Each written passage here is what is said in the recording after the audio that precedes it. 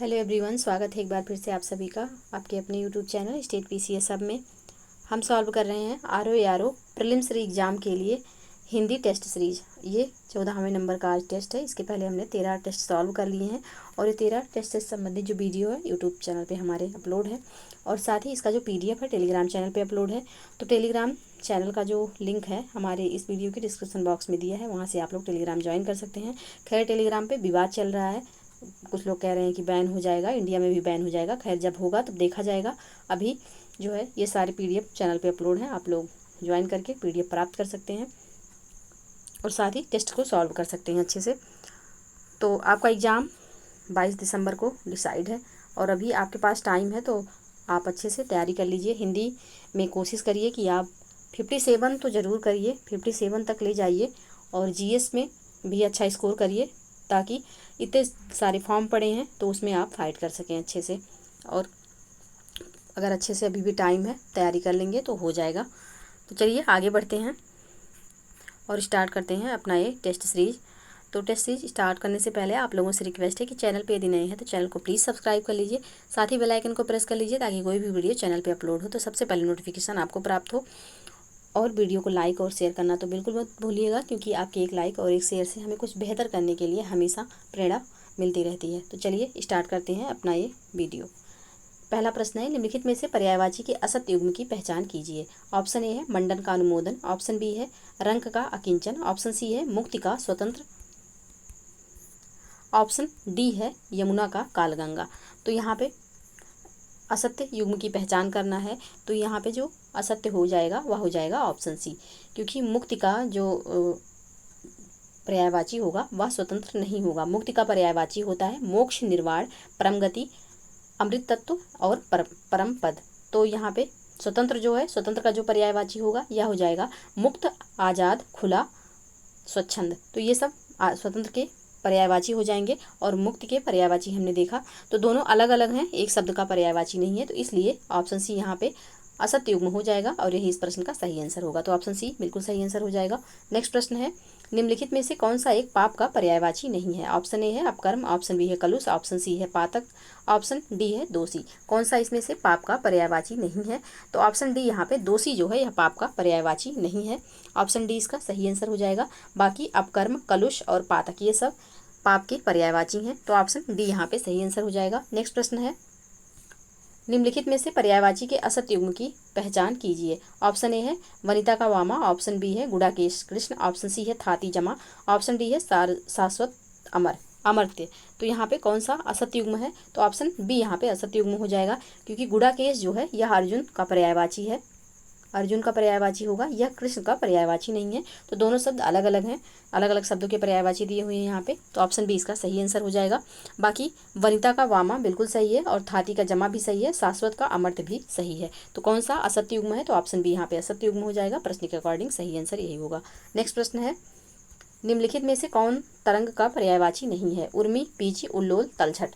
कौन सा इसमें से तरंग का पर्यायवाची नहीं है? तो ऑप्शन डी यहाँ पे सही आंसर हो जाएगा, जो कि तरंग का पर्यायवाची नहीं है। तलछट जो है यह गाद का पर्यायवाची होता है, गाद या फिर अवशेष का पर्यायवाची होगा, या अवशेष का, ये वह है अवशेष का पर्यायवाची होगा। बाकी उर्मी, बीच और उल्लोल ये तीनों तरंग के पर्यायवाची हो जाएंगे।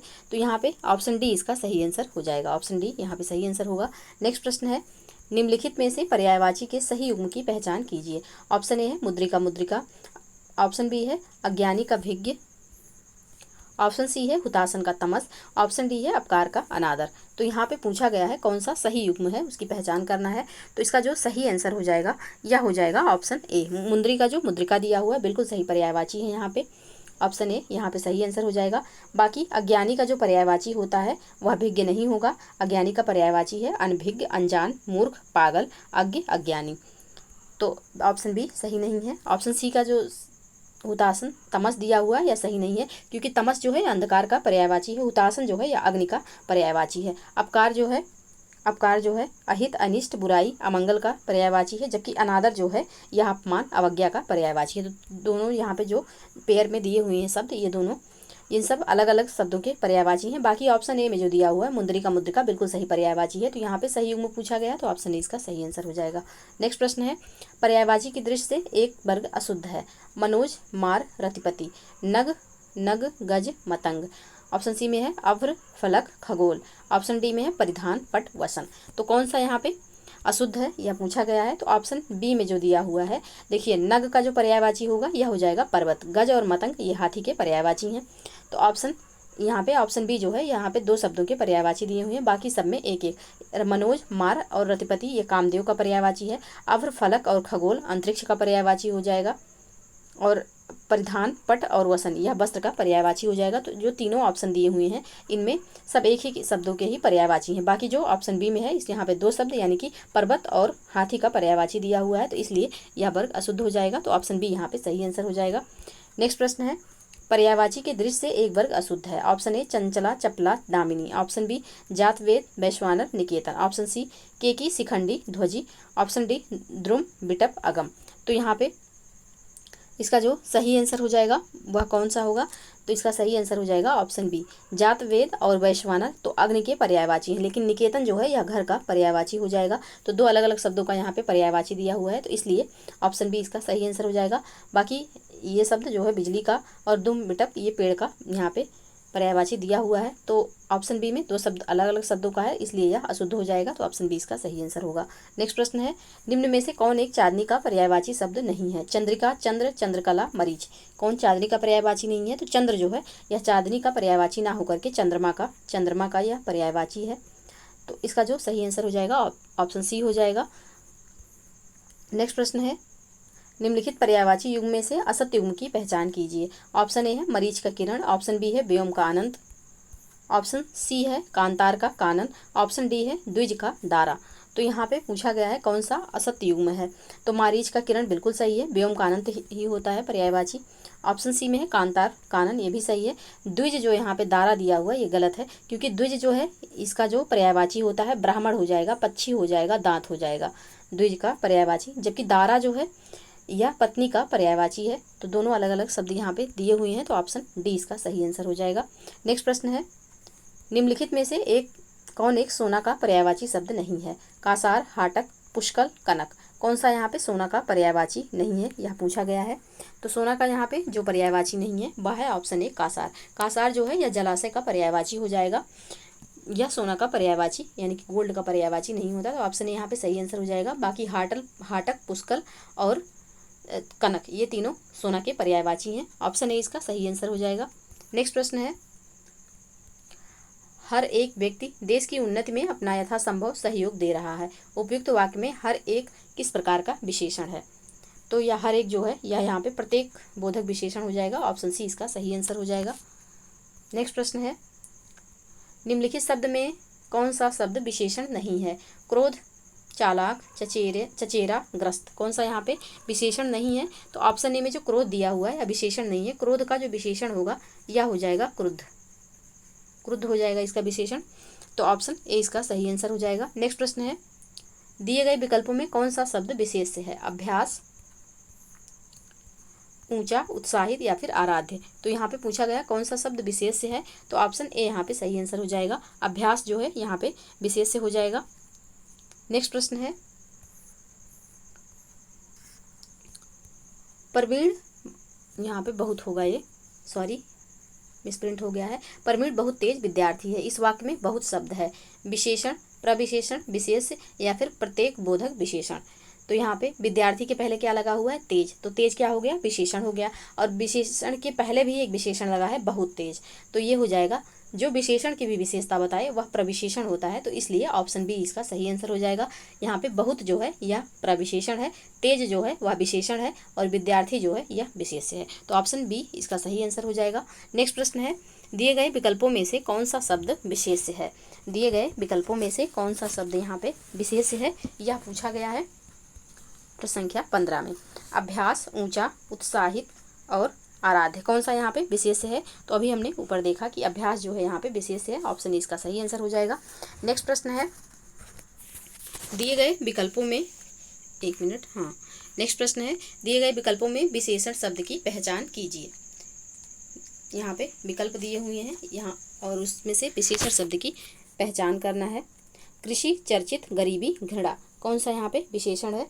तो चर्चित जो है यह विशेषण हो जाएगा, इसका विशेष से होगा चर्चा, चर्चा से बना जो है विशेषण वह चर्चित होगा। तो ऑप्शन बी इसका सही आंसर हो जाएगा।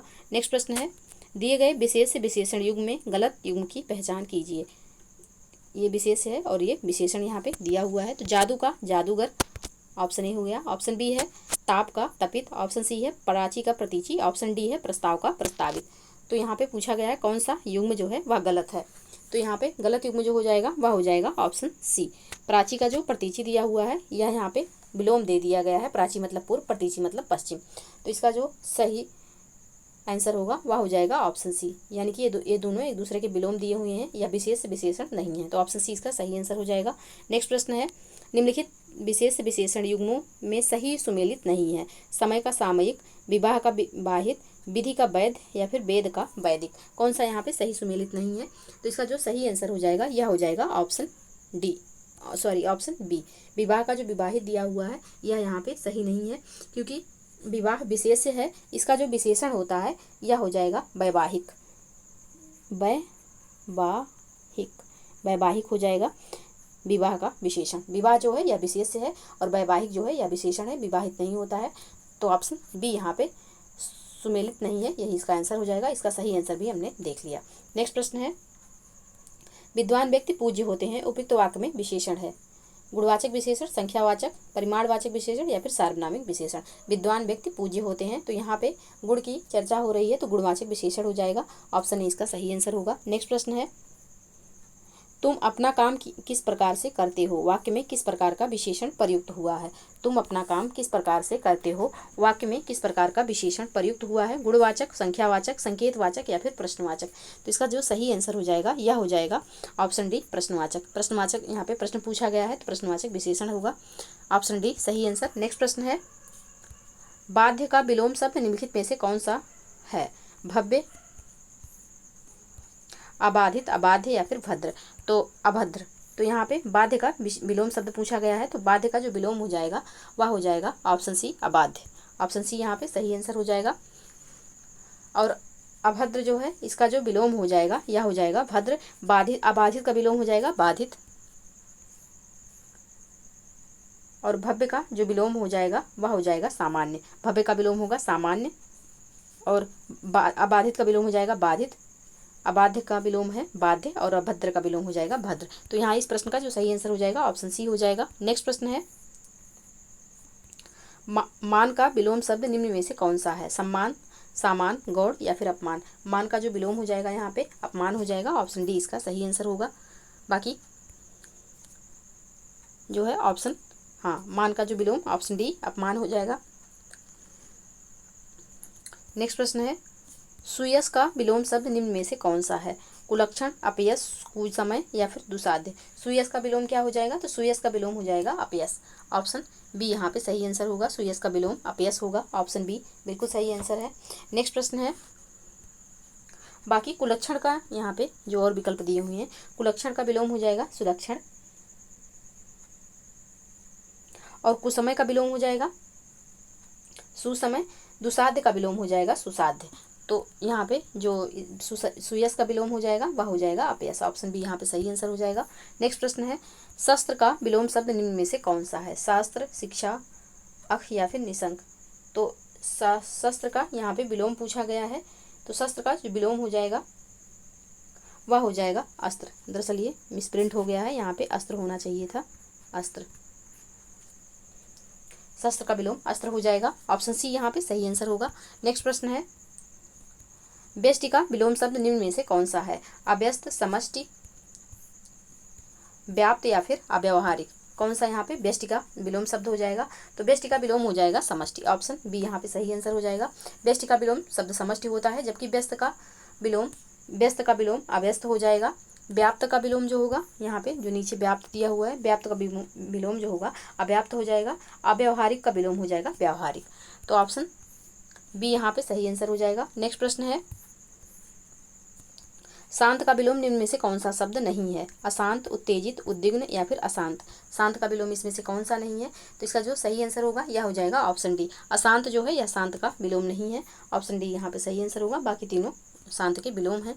नेक्स्ट प्रश्न है, विलोम शब्द की दृष्टि से निम्न में से कौन सा युग्म सुमेलित नहीं है? विशुद्ध का अवरुद्ध, विश्वस्त का अविश्वस्त, वृद्धि का हास या फिर वैयक्तिक का सामूहिक। यहाँ पे कौन सा सही नहीं है? तो ऑप्शन ए विशुद्ध का जो अवरुद्ध दिया हुआ है यह सही नहीं है। विशुद्ध का विलोम अवरुद्ध नहीं होता है, जबकि अशुद्ध होता है।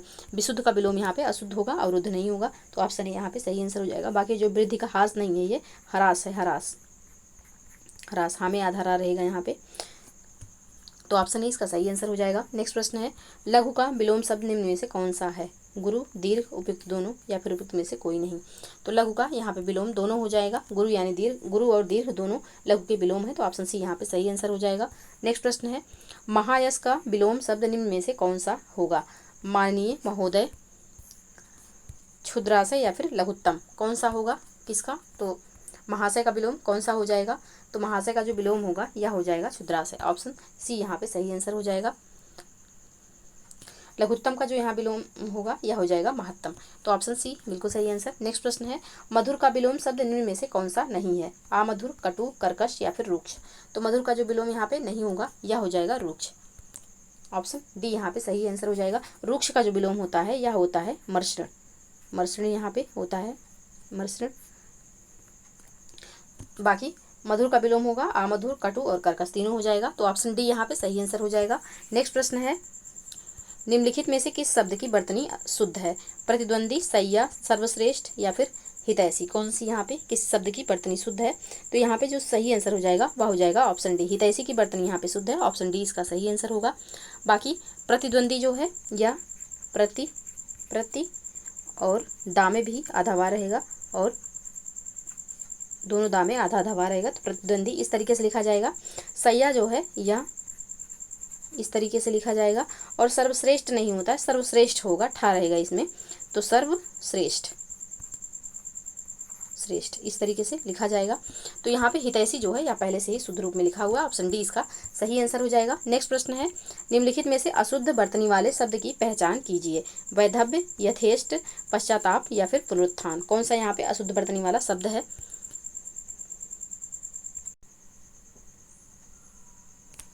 हाँ, यहाँ पे पूछा गया है कि निम्नलिखित में से अशुद्ध वर्तनी वाले शब्द की पहचान कीजिए। वैधव्य, यथेष्ट, पश्चाताप, पुनरुत्थान। कौन सा यहाँ पे अशुद्ध है किसकी वर्तनी? तो यहाँ पे इसका जो सही आंसर हो जाएगा यह हो जाएगा पश्चाताप। पश्चाताप की जो यहाँ पे वर्तनी है वह अशुद्ध है। ऑप्शन सी यहाँ पे सही आंसर हो जाएगा। इसका जो शुद्ध रूप होगा यह होगा पश्चाताप, इस तरीके से लिखा जाएगा। तो ऑप्शन सी यहाँ पे अशुद्ध है, इसका शुद्ध रूप ये होगा। नेक्स्ट प्रश्न है, निम्नलिखित में से कौन सा शब्द अशुद्ध है? छिद्रान्वेषण, शुश्रूषा, बहुव्रीहि, प्रेमचंद। कौन सा यहाँ पे अशुद्ध है यह पूछा गया है। तो इसका जो सही आंसर हो जाएगा यह हो जाएगा ऑप्शन बी, शुश्रूषा जो लिखा हुआ है यहाँ पे अशुद्ध है। इसका जो शुद्ध रूप होगा शुश्रूषा का ये हो जाएगा, बड़ा सा रहेगा यहाँ पे, इस तरीके से शुश्रूषा लिखा जाएगा। तो ऑप्शन बी यहाँ पे अशुद्ध लिखा हुआ है। बाकी सारे ऑप्शन जो हैं उसमें जो शब्द दिया हुआ है वह शुद्ध रूप में लिखा है। नेक्स्ट प्रश्न है, निम्नलिखित में से किस शब्द की वर्तनी शुद्ध है? उन्मिलित, अनुग्रही, युधिष्ठिर या फिर महात्म्य। तो यहाँ पे किसकी वर्तनी जो है वह शुद्ध है यह पूछा गया है। तो महात्म्य जो है यहाँ पे शुद्ध है। ऑप्शन डी इसका सही आंसर हो जाएगा।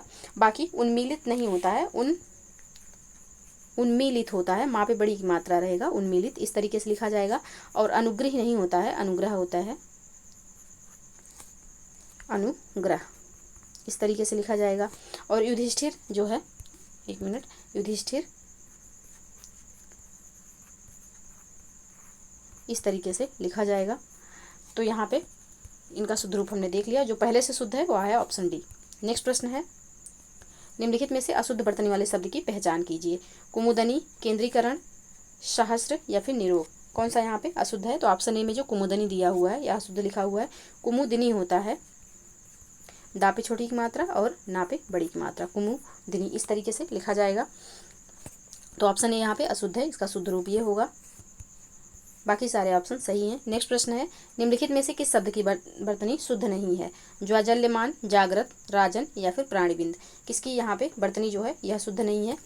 तो राजन जो है यहाँ पे शुद्ध नहीं है, क्योंकि राजन में हलंत नहीं लगा हुआ है, ना में हलंत लगता है, राजन इस तरीके से लिखा जाएगा। तो ऑप्शन सी यहाँ पे सही आंसर हो जाएगा। इसका शुद्ध रूप हमने देखा। नेक्स्ट प्रश्न है, निम्नलिखित में से अशुद्ध वाक्य की पहचान कीजिए। कौन सा वाक्य यहाँ पे अशुद्ध है? तो हरिश्चंद्र के सदृश कोई सत्यवादी नहीं हुआ। तो यहाँ पे जो है सादृश्य जो है यह गलत लिखा हुआ है, सादृश्य होता है, सादृश्य इस तरीके से लिखा जाता है। तो पहला ऑप्शन ही यहाँ पे अशुद्ध है, तो यही इसका आंसर हो जाएगा। नेक्स्ट प्रश्न है, निम्नलिखित में से कौन सा शुद्ध वाक्य नहीं है? ऑप्शन ए है तुम अपना दायित्व निभाओ, ऑप्शन बी है अब अस्थायी सरकार की स्थापना होगी, ऑप्शन सी मुझे संस्कृत नहीं आती, ऑप्शन डी हम इस आंदोलन में भाग नहीं लेंगे। कौन सा वाक्य यहाँ पे शुद्ध वाक्य नहीं है? तो इसका जो सही आंसर हो जाएगा यह हो जाएगा ऑप्शन बी, अब अस्थायी सरकार की स्थापना होगी। यह वाक्य यहाँ पे शुद्ध नहीं है, इसका शुद्ध रूप होगा अब अस्थायी सरकार की स्थापना होगी, यानी कि जो अस्थायी लिखा हुआ है शुद्ध नहीं है। ये जो इसका जो शुद्ध रूप होगा है इस तरीके से ये लिखा जाता है, अस्थायी इस तरीके से लिखा जाता है, तो यहाँ पे अस्थायी ऐसे लिखा हुआ है, इसलिए ये वाक्य गलत हो जाएगा। तो ऑप्शन बी यहाँ पे सही आंसर होगा, क्योंकि प्रश्न में पूछा गया है कि शुद्ध वाक्य नहीं है, तो ऑप्शन बी सही आंसर। नेक्स्ट प्रश्न है, निम्नलिखित में से कौन सा वाक्य शुद्ध है? शिकारी ने जाल में हिरण फंसा लिया, ऑप्शन बी है गर्मी से पहले बसंत ऋतु होती है, ऑप्शन सी में दिया हुआ है चहचहा रहे थे पक्षीगण हर शाख पर। इस वाक्य की पुनः रचना करके देखो। तो कौन सा वाक्य यहाँ पे पहले से शुद्ध है? तो इसका जो सही आंसर हो जाएगा यह हो जाएगा ऑप्शन डी, इस वाक्य की पुनः रचना करके देखो। यह वाक्य यहाँ पे बिल्कुल शुद्ध लिखा हुआ है। बाकी ऑप्शन ए का शुद्ध रूप होगा शिकारी ने जाल में हिरण फंसा लिया, इसका शुद्ध रूप होगा शिकारी ने जाल में हिरण फंसा लिया। गर्मी से पहले बसंत ऋतु होती है, इसका शुद्ध रूप होगा यहाँ पे बसंत जो लिखा हुआ है या वसंत इस तरीके से लिखा जाएगा। और ये हिरण की वजह से गलत हुआ है, हिरण नहीं होता है, हिरन होता है, हिरन इस तरीके से लिखा जाएगा। और चहचहा रहे थे पक्षीगण हर शाख पर, तो यहाँ पे इसका जो शुद्ध रूप होगा यह होगा चहचहा रहे थे पक्षीगण, यानी कि ये पक्षीगण जो लिखा हुआ है ऐसे नहीं लिखा जाएगा, यहाँ पे छोटी की मात्रा रहेगी और इस तरीके से लिखा जाएगा पक्षीगण। तो ऑप्शन डी जो है या पहले से शुद्ध रूप में लिखा हुआ है, ऑप्शन डी इसका सही आंसर हो जाएगा। नेक्स्ट प्रश्न है, निम्नलिखित में से शुद्ध वाक्य की पहचान कीजिए। पत्र किसके नाम पर लिखा गया है? प्रत्येक श्रमिक को 2-2 रुपये मिले, वहाँ की जलवायु मेरे अनुरूप नहीं थी, सहने सहने उसकी दशा बिगड़ती चली गई। कौन सा वाक्य यहाँ पे शुद्ध है उसकी पहचान करना है। तो यहाँ पे जो शुद्ध वाक्य है वह है ऑप्शन डी, सहने सहने उसकी दशा बिगड़ती चली गई, यह वाक्य शुद्ध है। बाकी ऑप्शन ए का जो शुद्ध रूप होगा यह होगा पत्र किसके नाम पर लिखा गया है। और ऑप्शन यहाँ पे बी में जो दिया हुआ है प्रत्येक श्रमिक को 2-2 रुपये मिले, यहाँ पे इसका शुद्ध रूप होगा प्रत्येक श्रमिक को 2 रुपये मिले, और वहाँ की जलवायु मेरे अनुरूप नहीं थी, इसका शुद्ध रूप होगा अनुरूप नहीं होगा अनुकूल हो जाएगा, यानी कि वहाँ की जलवायु मेरे अनुकूल नहीं थी। तो पहले से जो वाक्य शुद्ध है वह है ऑप्शन डी, और ऑप्शन डी इसका सही आंसर हो जाएगा। नेक्स्ट प्रश्न है, निम्नलिखित में से कौन सा शब्द तत्सम है? ऑप्शन ए है अधूरा, ऑप्शन बी है अंधेरा, या फिर ऑप्शन सी है आश्चर्य, ऑप्शन डी है अलग। कौन सा वाक्य यहाँ पे तत्सम है? तो तत्सम जो हो जाएगा यह हो जाएगा ऑप्शन सी आश्चर्य, और इसका जो तद्भव होगा यह होगा अचरज। आश्चर्य का जो तद्भव होगा यह हो जाएगा अचरज। तो ऑप्शन सी यहाँ पे सही आंसर होगा। नेक्स्ट प्रश्न है, सुमेलित नहीं है, एक तरफ तद्भव है दूसरी तरफ तत्सम है। उत्साह का उत्साह, उठ का उत्तिष्ठ, उल्लू का उल्लू, उजाला का उज्ज्वल। कौन सा यहाँ पे सही सुमेलित नहीं है? तो इसका जो सही आंसर हो जाएगा यह हो जाएगा ऑप्शन सी, उल्लू का जो उल्लू दिया हुआ है यह सही सुमेलित नहीं है, क्योंकि उल्लू जो है यह तद्भव है और उल्लू जो है यह तत्सम है, स्थान इनमें परिवर्तित है। तो ऑप्शन सी इसका सही आंसर हो जाएगा। बाकी यहाँ पे जो उज्ज्वल लिखा हुआ है यह गलत है, इसका स्पेलिंग इस तरीके से रहेगा, दोनों जा आधा आधा रहेंगे, तो उज्ज्वल इस तरीके से लिखा जाता है। बहुत बार एग्जाम में वर्तनी शुद्धि में ये शब्द पूछा जाता है, तो इसको ध्यान रखिएगा, यहाँ पे गलत लिखा हुआ है, तो ऑप्शन सी इसका सही आंसर हो जाएगा। नेक्स्ट प्रश्न है, निम्न में से कौन सा शब्द तद्भव है? एकत्र, ईंधन, इसी का, इच्छु। कौन सा यहाँ पे तद्भव शब्द है? एकत्र, ईंधन, इसी का और इच्छु में से कौन सा तद्भव शब्द है? तो यहाँ पे तद्भव जो हो जाएगा यह हो जाएगा ऑप्शन बी, ईंधन जो है यहाँ पे तद्भव है, इसका जो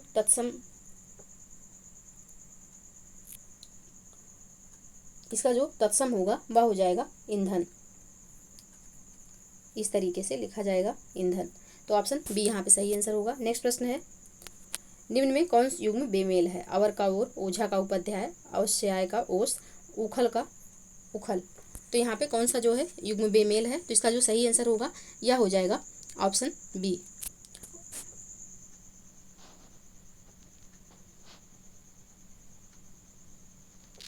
ऑप्शन बी यहाँ पे सही आंसर होगा, क्योंकि अभी भी यहाँ पे इस साइड जो दिए हुए हैं ये सब तत्सम, इधर जो दिया हुआ है तद्भव है, तो इनका भी स्थान चेंज होने की वजह से ये गलत हो गया है। यानी कि ओझा तद्भव है और उपाध्याय तत्सम है, तो दोनों का स्थान परिवर्तित होने की वजह से ये प्रश्न गलत हुआ है। तो ऑप्शन बी यहाँ पे सही आंसर हो जाएगा, जो कि युग्म बेमेल है वह है ऑप्शन बी। नेक्स्ट प्रश्न है, निम्न में तत्सम शब्द है आशीष, अहीर, अपना, अढ़ाई। कौन सा इसमें से बेमेल शब्द है? तो इसका जो सही आंसर होगा यह हो जाएगा ऑप्शन ए। आशीष जो दिया हुआ है यह तत्सम शब्द है, इसका जो तद्भव होता है यह हो जाएगा आशीष। आशीष इस तरीके से लिखा जाएगा आशीष।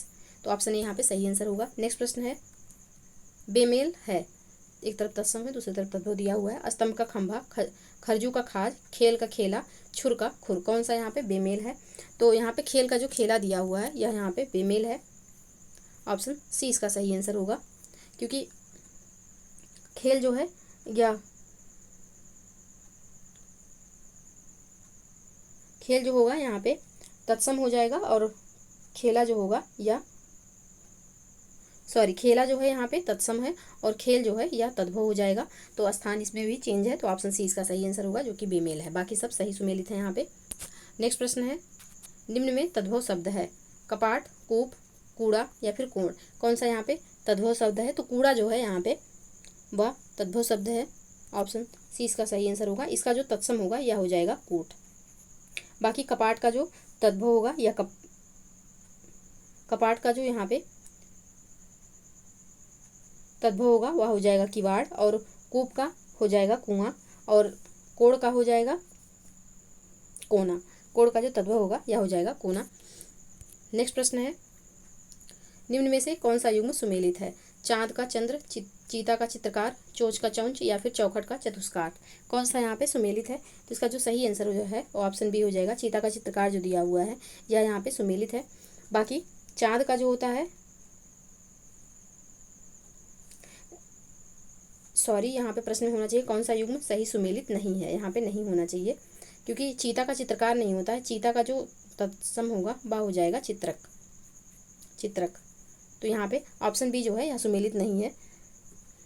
बाकी चांद का चंद्र बिल्कुल सही है, चोंच का चौंच भी सही है, चौखट का चतुष्काठ भी सही है। तो चीता जो है यहाँ पे सुमेलित नहीं है। चीता का चित्रकार नहीं होता है, चीता का चित्रक होता है सही तत्सम। तो यहाँ पे प्रश्न में नहीं होना चाहिए, जो कि मिसप्रिंट हो गया है, तो सॉरी उसके लिए, लेकिन इसका सही आंसर ऑप्शन बी होगा। नेक्स्ट प्रश्न है, निम्न में कौन तत्सम शब्द नहीं है? डंक का डंक, दंड, दृष्टि या फिर शिथिल। कौन सा यहाँ पे तत्सम शब्द नहीं है? तो इसका जो सही आंसर हो जाएगा यह हो जाएगा डंक। ऑप्शन ए यहाँ पे सही आंसर होगा। डंक जो है यह तत्सम शब्द नहीं है, दंश इसका सही तत्सम शब्द होता है, दंश। तो ऑप्शन ए यहाँ पे सही आंसर होगा। बाकी सब शब्द जो दिए हुए हैं यह तत्सम है। नेक्स्ट प्रश्न है, निम्नलिखित में सुमेलित नहीं है 28, अष्टाविंशति, 88, अष्टाशीति, 61, 61, 31, 63। कौन सा यहाँ पे सही सुमेलित नहीं है? तो ऑप्शन सी में जो 61 का 61 दिया हुआ है यह सही सुमेलित नहीं है। 61 का जो सही आंसर होगा यह हो जाएगा 61। 61 यहाँ पे सही होगा, इस तरीके से लिखा जाएगा। तो ऑप्शन सी यहाँ पे सही आंसर होगा। बाकी सब सही सुमेलित हैं। नेक्स्ट प्रश्न है, शक्तिशाली, दयालु और योद्धा नायक के लिए एक शब्द। धीवर, धीरोदात्त, धीर ललित या फिर धीरोद्धत। तो इसके लिए क्या शब्द होगा? तो यह हो जाएगा धीरोद्धत। ऑप्शन डी यहाँ पे सही आंसर हो जाएगा। शक्तिशाली, दयालु और योद्धा नायक के लिए एक शब्द जो होगा यह हो जाएगा धीरोद्धत।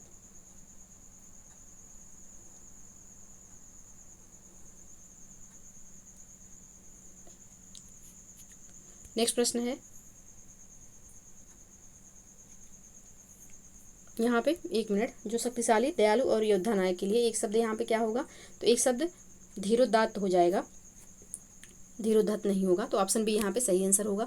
नेक्स्ट प्रश्न है, जनसाधारण में प्रचलित धारणाएं किस एक शब्द के लिए हैं? तो यह किंवदंती, लोकोक्ति, जनमानस, आलोच्य, यानी कि जनसाधारण में प्रचलित धारणाएं के लिए एक शब्द क्या होगा, तो एक शब्द इसके लिए हो जाएगा किंवदंती।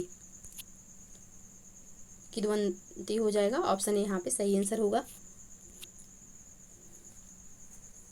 नेक्स्ट प्रश्न है, सुमेलित नहीं है, जिसको छोड़ा नहीं जा सकता, जिसको छोड़ा नहीं जा सकता, अत्याज्य, 100 वर्ष का समूह, शताब्दी, जिसकी किसी भी तरह उल्लंघन नहीं किया जा सकता, जिसका किसी भी तरह उल्लंघन नहीं किया जा सकता, अनुल्लंघनीय, जिसे बाहरी जगत का ज्ञान ना हो, कूपमंडूक। कूपमंडूक नहीं हुआ, कूपमंडूक होगा, का होगा यहाँ पे। तो यहाँ पे कौन सा शब्द है जो कि सुमेलित, कौन सा ऑप्शन है जो कि सुमेलित नहीं है, तो इसका जो सही आंसर हो जाएगा यह हो जाएगा ऑप्शन सी। जिसका किसी भी तरह उल्लंघन नहीं किया जा सकता उसे अनुल्लंघनीय नहीं कहते हैं, उसे क्या कहेंगे,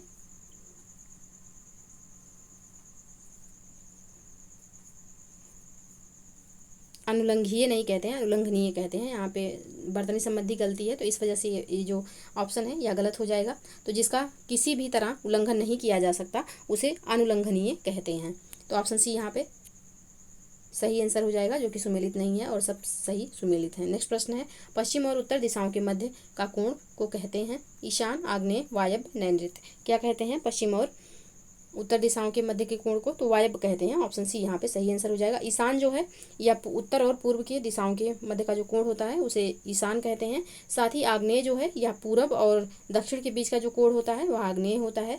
नैऋत्य जो है या दक्षिण और पश्चिम के बीच का जो कोण होता है उसे नैऋत्य कहते हैं। तो वायव्य जो है या पश्चिम और उत्तर के बीच के कोण को कहते हैं, तो ऑप्शन सी यहाँ पे सही आंसर हो जाएगा।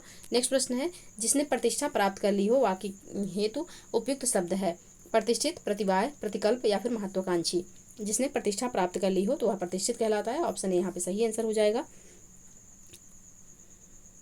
जो निवारण करने योग्य हो उसे प्रतिवाय कहते हैं, जिसकी इच्छा बहुत ऊंची हो उसे महत्वाकांक्षी कहेंगे। नेक्स्ट प्रश्न है, सुमेलित नहीं है वह भूमि जो पहले जोती न गई हो, अकृष्टपूर्वा। ऑप्शन बी है अत्यंत सूक्ष्म या छोटा होने की शक्ति प्राप्त होना, अणिमा। ऑप्शन सी है स्वयं गुरु बनकर दूसरों से अपनी पूजा कराना, गुरुडम। ऑप्शन डी है जिसमें हानि या अर्थ का डर ना हो, नैष्ठिक। तो कौन सा यहाँ पे सुमेलित नहीं है, तो इसका जो सही आंसर हो जाएगा वह हो जाएगा ऑप्शन डी। ऑप्शन डी यहाँ पे सही नहीं है, क्योंकि आजीवन ब्रह्मचर्य व्रत लेने वाले को नैष्ठिक कहते हैं, जिससे हानि या अर्थ का डर ना हो उसे नैष्ठिक नहीं कहते हैं। आजीवन ब्रह्मचर्य का व्रत जो लेते हैं उन्हें नैष्ठिक कहा जाता है, तो ऑप्शन डी यहाँ पे सही सुमेलित नहीं है, इसका सही आंसर भी हमने देखा। नेक्स्ट प्रश्न है, जिसके पास कुछ भी ना हो वाक्यांश के लिए एक शब्द, आकुंचन, आवेष्टन, आवेष्ट, अकिंचन, किंचित। किसका यहाँ पे सही आंसर कौन सा होगा, तो इसका जो सही आंसर होगा वह हो जाएगा ऑप्शन सी, जिसके पास कुछ भी ना हो उसे अकिंचन कहेंगे। नेक्स्ट प्रश्न है, घुघराले बालों वाली नायिका के लिए एक शब्द, लोलाक्षिका, काकुली, काकुल्य या फिर केशनी। तो इसके लिए जो एक शब्द होगा यह हो जाएगा काकुली। घने बालों वाली नायिका के लिए एक शब्द होगा काकुली, सॉरी घुघराले बालों वाली नायिका के लिए काकुली। और घुघराले बालों वाले नायक को काकुल्य कहा जाता है, घुघराले बालों वाले नायक को काकुल्य कहा जाता है। और चंचल आंख वाली जो नायिका होती है उसे लोलाक्षिका कहते हैं, और साथ ही लंबे बालों वाली नायिका को केसनी कहा जाता है। तो ऑप्शन बी यहाँ पे सही आंसर हो जाएगा, घुघराले बालों वाली नायिका को काकुली कहा जाता है, ऑप्शन बी सही आंसर। नेक्स्ट प्रश्न है, तारो भरी रात वाक्य के लिए एक शब्द, विभावरी, शर्वरी, त्रियामा या फिर प्रदोष। तो तारो भरी जो रात के लिए एक शब्द होगा यहाँ पे यह हो जाएगा ऑप्शन ए विभावरी।